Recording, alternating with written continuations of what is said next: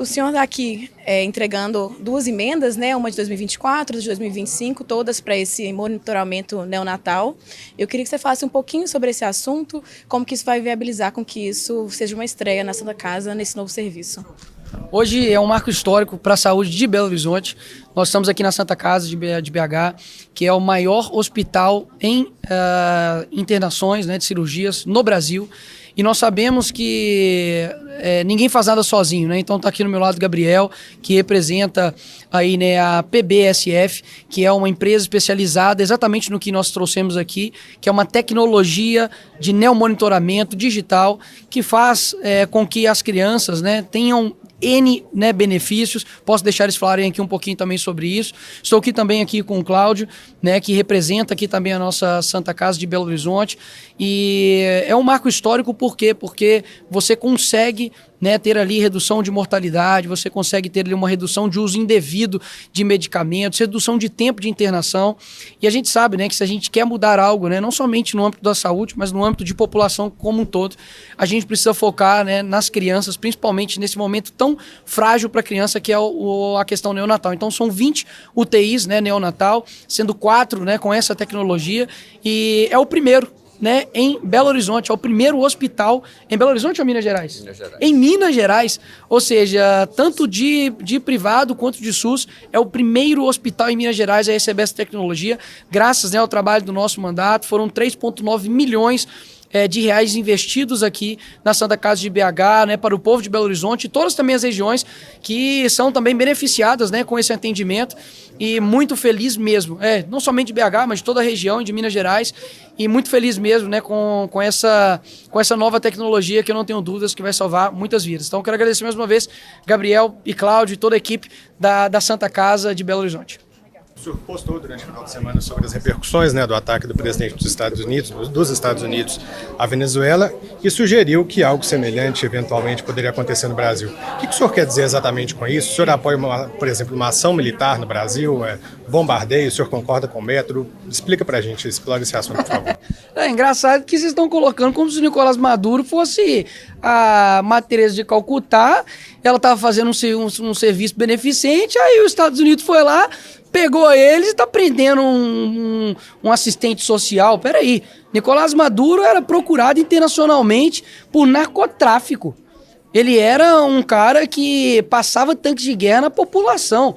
Então não há que se falar de que você apoia bombardeio. Eu apoio bombardeio contra criminoso, sim, mas vocês não apoiam não? Eu apoio contra o crime organizado. O que aconteceu foi o seguinte: nós temos um país, né, que estava subjugado a um ditador que durante anos não fez as 3 eleições que houve lá, não teve reconhecimento do resultado das eleições por nenhum órgão nacional e nem mesmo internacional. Ou seja, é inacreditável como agora estão dando foco na ação, digamos, dos Estados Unidos, sendo que a ação anterior do Nicolás Maduro está sendo esquecida. Inclusive, o que se espera de fazer? De que o direito internacional vá e faça os seus mecanismos, alguém mande um papel para poder ir lá e tomar uma ação contra o Nicolás Maduro? É simples o que aconteceu. Um país foi lá e, de fato, prendeu o bandido. Não foi um presidente que foi preso, foi um bandido, um criminoso que foi preso. Agora, aqui no Brasil, o meu post é muito claro. É de que eu desejo que os criminosos do nosso país também paguem pelos seus crimes. Agora mesmo está acontecendo a audiência de custódia do Nicolás Maduro. E eu não tenho dúvidas que tanto o Lula, né, quanto todo o Foro de São Paulo, que foi fundado pelo atual presidente da República do Brasil, ajudou e muito naquilo que nós temos hoje na América Latina, no que diz respeito à criminalidade, no que diz respeito ao narcotráfico, no que diz respeito à situação que a América Latina está hoje. Então, assim, Nicolas, você deseja que capturem o presidente do Brasil? Não estou dizendo isso. O que eu estou dizendo, né, que postei aí um meme, eu acho que pode postar meme ainda, né, deles prendendo ali o Lula, é que os criminosos do nosso país paguem pelos seus crimes. O que acontece no Brasil é o contrário. O criminoso vira presidente e um cara que não cometeu nada está preso, né, que é o caso aí do Bolsonaro. Então, a gente sabe que o que eu explano é simplesmente o que está na garganta de muita gente, só que muita gente não tem coragem de falar. Paguem pelos seus crimes pela justiça brasileira ou talvez uma intervenção externa? Pode ser por intervenção externa também, né? Agora, o direito internacional penal não existe mais. Quando você tem ali uma intervenção do Lula pegando, né, a ex-primeira-dama do Peru, que foi condenada por corrupção, mandando um jatinho da FAB com o nosso dinheiro de impostos para lá para poder capturar ela, que senão ela seria presa, aí tudo bem. Aí ninguém fala nada. Então, peraí, pô, é intervenção seletiva? Ai, intervenção aqui apoio, intervenção aqui não apoio. E esse papo, né, de soberania, que soberania que o povo venezuelano tinha? Literalmente, eles emagrecem 11 quilos em média por ano por falta de comida. Estavam comendo cachorro. Mas porque os Estados Unidos têm um intuito de petróleo? Que seja. Até mesmo porque a China e a Rússia, o Cuba não tinha interesse anteriormente. E aí, ninguém falava nada sobre essa intervenção que estava acontecendo anteriormente por esses países à Venezuela. Agora, o que as pessoas precisam focar, e eu acho que todos estão focando, pelo menos os venezuelanos, né, é de que há um respiro, há um passo, é o primeiro passo para uma caminhada de liberdade. Não sei quais serão os próximos passos agora na Venezuela, o que os Estados Unidos irá fazer, mas eu torço muito para que eles deem o passo certo, para que sejam convocadas, por exemplo, novas eleições, para que seja feito com que as matérias-primas que tem no país seja revestido para o país, porque até então o petróleo e a refinaria, os venezuelanos, nenhum deles estavam sendo beneficiados por isso. Pelo contrário, o país estava na pobreza extrema, metade da população estava na extrema pobreza. Ou seja, o que acontece na Venezuela é algo que eu não tenho dúvidas que é um processo lento, gradual, que também acontece no Brasil. Falta de liberdade, falta de liberdade, inclusive, de imprensa. O que está acontecendo agora com o Pavinato lá no Metrópolis? Foi falar agora do escândalo do Master e o programa dele não pôde ir ao ar.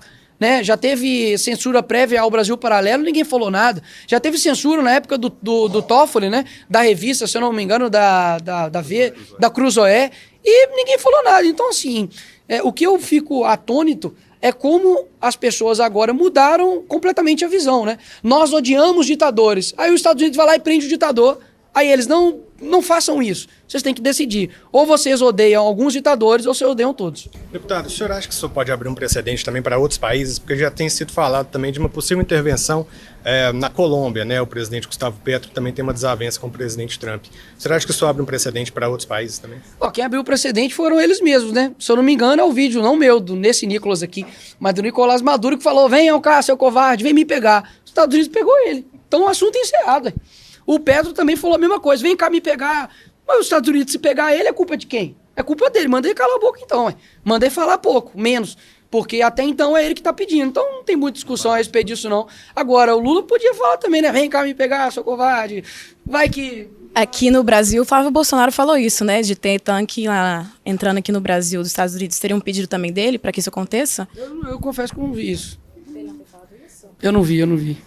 Mas eu não vi, real. Mas aí tem que perguntar para ele. Deputado, recentemente, você quer nesse assunto ainda? Não, outro assunto. O senhor recentemente em Contagem falou que tomaria no começo do ano uma decisão sobre as eleições, que já estava tomada, mas que o senhor anunciaria em breve. Já tem alguma novidade? Sim, a gente está analisando ainda, porque o contexto do Brasil hoje, eu acredito que a minha voz é muito importante no âmbito nacional. Graças a Deus eu finalizei o ano de 2025 sendo o político mais bem avaliado do Brasil, de todos, e eu tenho muita gratidão a isso, porque são inúmeros ataques, inúmeros processos mentirosos que nos indignam, que a gente tem que pagar, uma perseguição implacável, mas eu acho que esse resultado mostra muito bem como que a população está vendo o nosso trabalho, não somente combativo, mas também propositivo. Então, eu fico, digamos assim, ainda na definição dessa decisão, ou o governo ou a deputada federal, mas o que de fato está movendo meu coração agora é que ainda há muito trabalho a ser feito no Congresso Nacional, a gente tem ainda muitos locais que a gente pode ocupar ali dentro, e eu acho que a minha voz é uma voz importante e que eu, me direcionando para o Executivo, obviamente, essa voz será perdida ali no Congresso. Ou seja, o senhor não está fechando a porta para uma candidatura para o governo, ou sim, para eu entender corretamente? Não fecho a porta, obviamente, para o governo, mas eu acredito que ainda tem um tempo ainda para essas definições, e como eu disse, é o meu coração, e acredito que as pessoas também em volta de mim, elas compreendem a importância de ter uma voz ativa, sem rabo preso, que fala a verdade ali no Congresso Nacional e que sempre vai continuar sendo a voz aí dos mineiros e do Brasil. O senhor falou uma coisa interessante, que você foi o político mais bem avaliado, né? Por isso mesmo todo mundo vai querer o seu apoio nas eleições, inclusive aqui em Minas. Então, pegando esse gancho também, O senhor já tem decisão se o senhor vai apoiar o Simões, se o PL quer indicar um vice para uma chapa com o Simões, e também sobre o Senado, porque o seu pai tinha sido ventilado sobre um possível candidato a Senado, isso ainda existe, está descartado, e quem você espera que possa ser o candidato que o senhor vai apoiar? Engraçado sobre essa ventilação do meu pai no Senado aí, nem ele estava sabendo, nem eu. Então tem hora que as coisas saíram na mídia, eu confesso, eu não sabia. E, de fato, eu acredito que meu pai, né, como meu pastor e como meu pai, eu acho que ele já faz duas funções já excelentes, e essas são as funções que eu preciso dele. As funções também no âmbito de familiares, né? Eu sempre prezo para que eu tenha os meus familiares como família. Eu mantenho ainda a minha essência, né, de estar na igreja, de estar aos domingos com a minha família. E eu acho que cada um ali no seu local é muito importante, né? Não limando qualquer um, talvez minha família queira se candidatar, mas eu acho que a família ali, núcleo mais próximo, sendo família para mim, é o que eu preciso. Com relação, perdão, você tinha perguntado sobre Simões. Com relação ao Matheus Simões, a gente tem trabalhado, obviamente, que é uma relação não de apoio, mas de trabalho, porque, afinal de contas, né, o Zema está num trabalho mais específico de ver se ele vai, né, vir às eleições majoritárias em âmbito presidência ou vir à vista. Então ele está fazendo essa articulação. Então o Matheus Simões tomou mais à frente essas questões no âmbito estadual. Então a gente tem se aproximado mais nesse sentido. Toda definição, obviamente, que acontecerá tanto em Minas, é um grupo, não é somente uma voz, não é somente eu. Eu só creio que, obviamente, né, o meu apoio nas eleições, para qualquer que seja, né, o candidato definido, eu acho que vai ser muito importante. O que a gente não pode deixar, e eu não acredito que é só um meu sentimento, mas o sentimento dos mineiros, é deixar novamente o PT vir ao governo de Minas, ou algum representante deles, e o mesmo acontece também em nível nacional. Uma última pergunta sobre isso.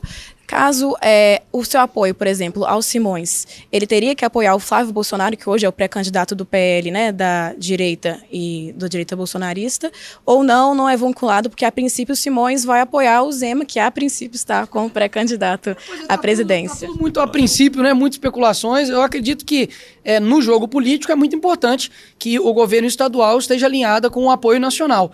Então, obviamente, será isso que nós vamos buscar. Agora, o que de fato vai acontecer, eu acho que está tudo muito indefinido ainda, até mesmo por conta do cenário que a gente está vivendo, né? É um cenário onde você tem o ex-presidente preso, que ainda continua nas pesquisas, extremamente competitivo, e ele vai estar fazendo campanha ou não, ele vai estar em domiciliar, vai poder gravar vídeo, ele vai poder se manifestar ou não. Então tudo isso modifica muito o cenário. A gente sabe que hoje o Bolsonaro, mesmo estando preso, sem rede social, continua sendo o político mais popular, até mesmo mais do que o próprio presidente da República. Então, eu acho que por isso que tem todas essas indefinições, né? Porque passa muito por ele ainda, só que a falta de comunicação com ele também impede com que as articulações sejam mais rápidas. E agora ele delegou isso ao Flávio Bolsonaro. Então, eu acredito que enfim, é um caso atípico de eleições que nós estamos vivendo. Por isso, talvez a demora dessas definições. Olha, eu acho que o prazo de descompatibilização do governo é até abril, né? No começo de abril. Então, acredito que até abril vai ter que ter essas definições, né? Quem tiver que sair vai ter que sair e quem permanecer vai permanecer.